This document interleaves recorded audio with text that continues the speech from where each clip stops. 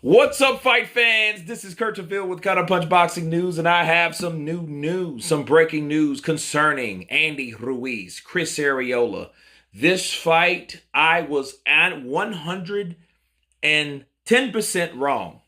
I thought this was going to be a stoppage in 8 or 9 rounds. I thought Andy Ruiz was going, with his newfound physique, with his new energy, with his new speed, was going to break down the old veteran Chris Areola, and boy, was I wrong. Chris Areola came in there, the taller guy, the bigger punching guy, the guy that was more durable. He dropped Andy Ruiz in the second round. He hurt him 2 or 3 times in the third round. And after that, I think Andy Ruiz made the adjustments, but he knew he respected the punching power of Chris Areola. I never would have expected this. Throughout the rounds, though, Andy Ruiz did have the 1, 2, 3 pop punches, but he wasn't anything like he was the night he defeated Anthony Joshua. I'm sorry. He wasn't that dude. He was nothing like that. In fact, he looked small. He looked weak. He looked like the less dominant in there. He did land more punches, but it was just him working. And Chris Areola looking for big shots. Somewhere, I think, the 6th or 7th round, Ruiz threw something that hit the left shoulder of Areola, and it kind of pulled something or spring something or something like that, okay? And that's changed the duration of the fight, because you've seen Areola trying to shake it off. So I don't know what happened. I don't know if he pulled it again. I don't know what the injury was, but obviously you can tell something happened in that ring at that time. Because Chris Areola, he stopped throwing the right like he's supposed to. He threw the jab every so often in that.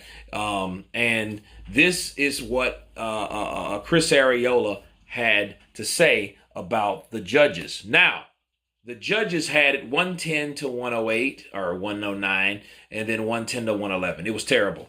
None of those guys had him winning but 2 or 3 rounds. And this was what Chris Areola had to say. Absolutely, man. You know what? I respect the judges, but today, I always said that beauty in the eye of the beholder, they like a butterface. Everything's pretty but their face. Honestly, man, did you win? Fine. But don't tell me you're only going to give me 2, 3 rounds. Fuck that. I won't be like Dr. Dre. All y'all can suck my motherfucking dick. Wow. Did Andy Ruiz win? Yes, he won. Did we have a scare? Yes, we did a couple times in this fight. Is Andy Ruiz ready for top competition at this point? I'm not convinced. I'm not convinced that he is or not. I don't think that Andy Ruiz, I don't know if he acclimated to his new body. I don't know if it's the weight loss. I don't know if it's the ring rust, because that's what said the first thing that came out of Andy Ruiz's mouth. Well, we had the ring rust and we were working the body, right? I wanted to fight him, that type of shit. So we don't know. But I can tell you this, I will agree with the colorful way that Chris Areola said it. I do agree with him on this part. That fight was closer than that. The same way I have a problem with this fight is the same way I have the problem with the Derek Chisora fight with Jorge Melinda, or whatever the fuck that person's name is, that had that shit 116, 111. Like, what fight would you were looking at?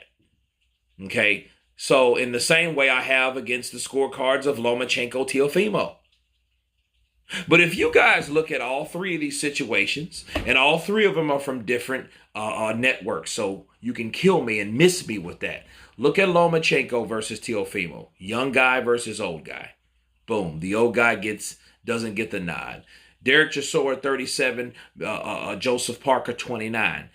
The old guy doesn't get the nod. Boom. Chris Areola, 40. Andy Ruiz, 32. The old guy doesn't get the nod or nowhere close. It was even worse for him. So how do you expect this guy to feel, or any of these guys supposed to feel, about the sport when you got this type of stuff going on? Again, if it was 115, 113, that's admirable. That means people looked at that and judged it the way they're supposed to. And since that they didn't, that would have enraged me too. Because if I'm Chris Areola, I'm like, okay, well, what rounds did you even give me then? You see what I mean? So I don't know what it's about with this situation. I do know that Andy Ruiz. I'm not convinced that he can take on these top guys. And look, Deontay Wilder would have landed his right hand on Ruiz the way that right hand landed from Areola. I think he would have been knocked out. He might get knocked out by Joshua at this point. I don't think Joshua wanted, because Joshua might have a mental block. But can Andy Ruiz be that guy to fight himself back there? See, if I'm Al Heyman right now, I could already see, you know what? Ruiz had a tough fight with a guy that's 40 years old.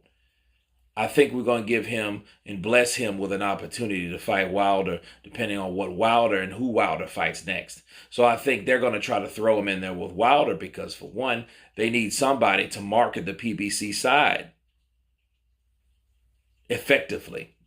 Okay, so I feel that Wilder would want that fight before Andy would want that fight. Just why Andy didn't want to fight Dillian Whyte nor Luis Ortiz. And Luis Ortiz was there that night. Tonight. And I would love to be a fly on the wall to hear what he has to say about it. But Chris Areola, hey, my hat goes off to this brother. He did a good job.